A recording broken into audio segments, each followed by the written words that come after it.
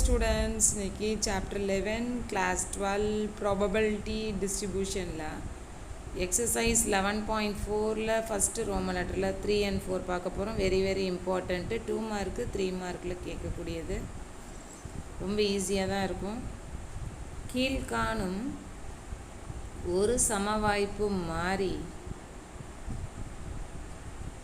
x இன் நிகழ்தகவு நிறை சார்புகளுக்கு சராசரி மற்றும் பரவற்படி காண்க.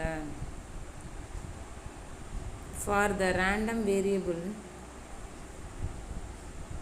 x with the given probability mass function as below, find the mean and variance. The third one பாருங்க, f of x is equal to 2 into x minus 1. அதுக்கு வந்து 1 less than x less than 2 கொடுத்துருக்காங்க. 0 அப்படின்னா பிற மதிப்புகளுக்கு otherwise அப்படின்னு கேட்டிருக்காங்க. சரியா? ஸோ நம்ம ஃபஸ்ட்டு ஃபங்க்ஷன் தான் எடுத்துக்க முடியும். இப்போ இது வந்து continuous function,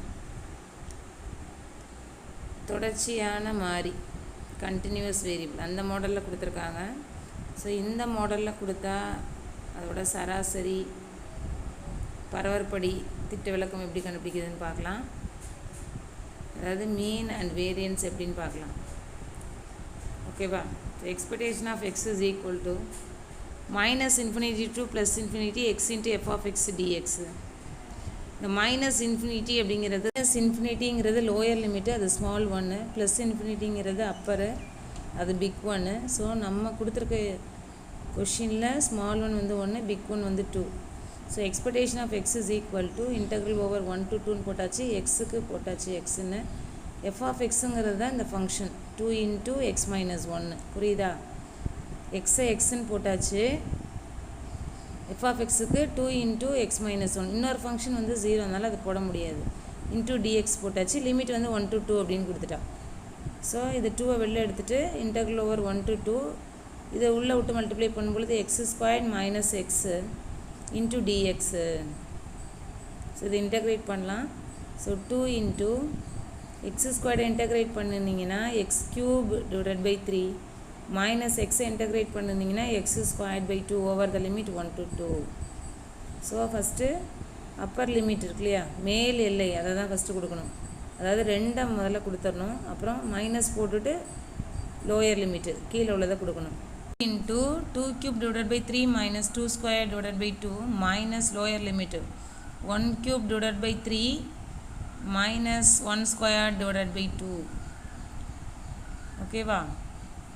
So 2 into 2 cube divided by 3 இருக்குல்லையே, அது 8 by 3 மாறிடும். minus 2 square னா 4 by 2 மைனஸ் உள்ளே விட்டு அப்படியே மல்டிப்ளை பண்ணி எழுதிடலாம். ஸோ மைனஸ் 1 by 3ன்னு வரும். Minus into minus plus 1 by 2. So 2 into 8 by 3 minus 1 by 3 அப்படின்னா 7 by 3 அப்படின்னு போட்டுடலாம். Minus 4 by 2 plus 1 by 2. So minus 3 by 2. இப்போ இதுக்கு வந்து எல்சிஎம் வந்து 6 எடுக்கலாம், ஆர் கிராஸ் பண்ணிக்கலாம். So 7 2s are 14 minus 3 3s are 9 divided by 6. So இந்த 2ஆல் இதை கேன்சல் பண்ணும்பொழுது 3, 14 மைனஸ் 9 வந்து 5. ஸோ 5 by 3 அப்படின்னு கிடைக்குது. ஸோ எக்ஸ்பெக்டேஷன் ஆஃப் எக்ஸ் என்னென்னு கண்டுபிடிச்சிட்டோம், அதாவது மீன் கண்டுபிடிச்சிட்டோம், சராசரி. ஓகேவா? இப்போ எக்ஸ்பெக்டேஷன் ஆஃப் எக்ஸ் ஸ்கொயர்டு கண்டுபிடிச்சா தான் நம்ம வேரியன்ஸ்க்கு போக முடியும். அதுக்கு integral over minus infinity to plus infinity X squared into F of X dx. So limit அதே தான், 1 to 2 தான். X squared into F of எக்ஸுங்கிறது என்ன, 2 into x minus 1 into dx. அந்த 2வை வெளில எடுத்துருங்க. So integral over 1 to 2 X squared உள்ளே போகிறச்ச X cube minus X squared into dx அப்படின்னு வரும். ஸோ இதை இன்டெக்ரேட் பண்ணலாம். ஸோ 2 into எக்ஸ் கியூபை இன்டெக்ரேட் பண்ணிங்கன்னா X power 4 divided by 4 minus X ஸ்கொயர்டை இன்டெக்ரேட் பண்ணிங்கன்னா X cube divided by 3 over the limit 1 to 2. So first upper மேல் எல்லையை ஃபஸ்ட்டு கொடுக்குறோம், அப்புறம் கீழ் எல்லை 2 power 4 divided by 4 minus 2 cube divided by 3 minus of lower limit 1 power 4 divided by 4 minus 1 cube divided by 3. So 2 into 16 divided by 4 minus 8 by 3 and the minus உள்ள போறச்ச minus 1 by 4 minus into minus plus 1 by 3. So 2 into 16 minus 1 வந்து 15 by 4 minus 8 plus 1 so minus 7 by 3.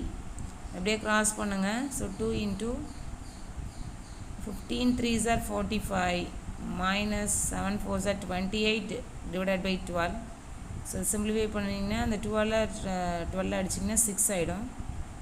So 45 minus 28 வந்து 17 divided by 6. So expectation of x squared கண்டுபிடிச்சாச்சு. expectation of x ங்கிறது 5 by 3, expectation of x squared ங்கிறது 17 divided by 6. இப்போ variance பரவற்படி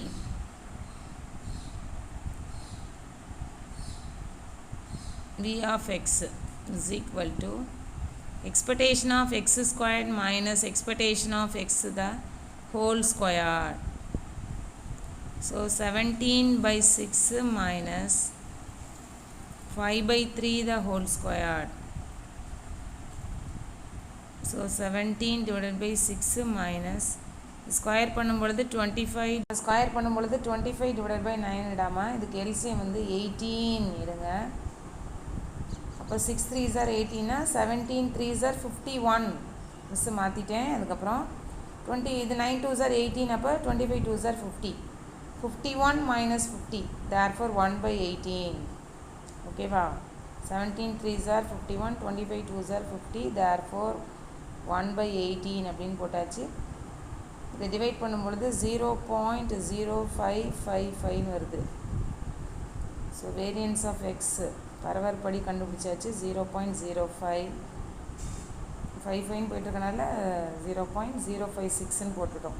ஓகேவா suppose இதுக்கு standard deviation கேட்டாங்கன்னா அதாவது திட்ட விளக்கம் கேட்டாங்கன்னா root of variance root of பரவற்படி இல்லையா therefore ரூட் ஆஃப் 0.056 ரூட் எடுக்கிறச்சு 0.2366ன்னு போகுது. therefore 0.237 அப்படின்னு போட்டாச்சு. ஸோ இதிலே ஃபோர்த் ஒன் என்ன அப்படின்னு பார்த்தீங்கன்னா f of x is equal to 1 by 2 into e power minus x by 2 for x greater than 0 otherwise அதாவது பிற மதிப்புகளுக்கு அப்படின்னு கொடுத்துருப்பாங்க. இல்லை மற்றபடி அப்படின்னு கொடுப்பாங்க. இல்லை எக்ஸ் கிரேட்டர் தென் 0 அப்படின்னா அந்த ஃபங்க்ஷனை தான் நம்ம சூஸ் பண்ணணும். இது கண்டினியூஸ் ஃபங்க்ஷன் இல்லையா தொடர்ச்சியான மாறி இல்லையா அதில் 0ங்கிறது ஸ்மால் 1 பிக்குங்கிறது எக்ஸு ஸ்மால் 1ங்கிறது நமக்கு 0 அப்படின்னு தெரியுது பிக் 1ங்கிறது எக்ஸுன்னு கொடுத்துருக்கா அதோட வேல்யூ நமக்கு தெரியாது அதனால் இன்ஃபினிட்டி அப்படின்னு எடுத்துக்கணும். So 0 to infinity. So limit தெரிஞ்சிருச்சு. ஸோ சராசரி மீன் என்னன்னு பார்க்கலாம். So expectation of x is equal to integral over minus infinity to plus infinity x into F of X dx. So நமக்கு லிமிட் என்ன 0 to infinity அப்படின்னு கண்டுபிடிச்சிட்டோம் இல்லையா அதை போட்டுடலாம். 0 to infinity X into F of எக்ஸுங்கிறது 1 by 2 into e power minus x by 2 இல்லை அந்த 1 by 2 வெளியில் எடுத்துடலாம். So 1 by 2 into integral over 0 to infinity x into e power minus x by 2 into dx. ஓகேவா ஸோ அதே ஸ்டெப்பை தான் இங்கே எழுதியிருக்கேன். இந்த 0 to infinity அப்படின்னு வந்தால் நம்ம காமா இன்டெக்ரல் யூஸ் பண்ணலாம். அதாவது integral over 0 to infinity x power n into e power minus ax dx is equal to n factorial divided by a power n plus 1. So integral over 0 to infinity x into e power minus x by 2 dx is equal to compare பண்ணும்பொழுது என்னங்கிற இடத்துல 1 ஏங்கிற இடத்துல மைனஸை பார்க்கக்கூடாது ரெண்டுமே மைனஸில் இருக்கணும். ஏங்கிற இடத்துல 1 by 2 இருக்குது 0 to infinity அந்த மாதிரி ஆரம்பிக்கணும்.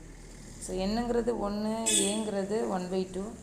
Formula n factorial divided by a power n + 1. நம்ம கொஷினில் ஒரு ஹாஃப் இருக்கனால ஹாஃபை போட்டுருங்க. இன்ட்டு n ஃபேக்டோரியல்ங்கிறது 1, ஸோ 1 ஃபேக்டோரியல் டிவைடட் பை ஏங்கிறது 1/2 ஹோல் பவர் என்னங்கிறது 1, ஸோ 1 + 1. ஸோ 1/2 இன்ட்டு 1 ஃபேக்டர்லாம் 1 டிவைடட் பை 1/2 ஹோல் பவர் 2. அப்போ 1/2 கேன்சல் ஆகிடும். சரியா? ஸோ 1 அதை ஸ்கொயர் பண்ணி போட்டிருக்கலாம். அது 1² டிவைடட் பை 2² அப்படின்னு போடுங்க. ஸோ 1/2 இன்ட்டு 1 இன்ட்டு இந்த 1² டிவைடட் பை 2² இருக்குல்லடா, அதை அப்படியே ரெசிப்ரோக்கல் பண்ணால் மேலே 2² ஆகிடும், கீழே வந்து 1² வரும். மிஸ் வந்து அதை 2ன்னு போட்டிருக்கேன், அதை மிஸ் அப்புறம் மாற்றிட்டேன், 1 தான் வரும். சரியா? 2² 4, கீழே 2 தான் வரும். அது மிஸ்ஸு 1ன்னு போடணும்னு சொன்னால் இல்லையா, இந்த மாற்றிட்டேன் பாருங்கள். So 2 1s are 2. ஸோ அதை டிவைட் பண்ணுறச்ச நமக்கு 2 கிடச்சிருது. சரியா? ஸோ 4/2 therefore வந்து 2.